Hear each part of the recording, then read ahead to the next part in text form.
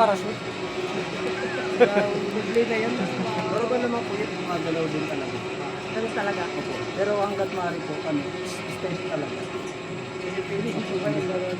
Para maiwasan Hindi kasi po yung marunong mag-bike yun eh. Okay lang po yun. Si mama hindi marunong. Hindi marunong mag-bike.